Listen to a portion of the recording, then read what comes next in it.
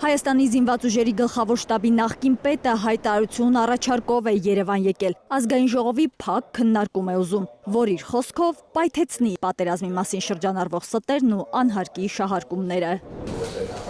Ազգային ժողովի պաշտպանության հանձնաժողովի նախագահ Անդրանիկ Քոչարյանը այդպիսի հանդիպման կարիք չի տեսնում։ Ասում է Գասպարյանը խոսել է 44-օրյա պատերազմի քննիչ հանձնաժողովում։ Հիմա ինչ է ուզում։ Գասպարյանն ուզում է խոսել, բայց ոչ հրապարակային, որովհետև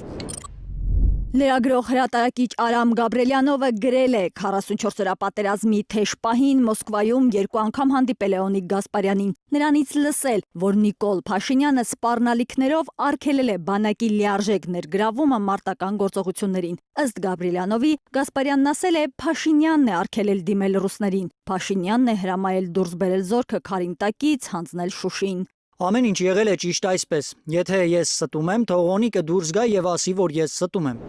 Չի ասել Օնիկ Գասպարյանը, որ ստում է Գաբրելյանովը։ Այդ լռելը նոր հարցեր է առաջացնում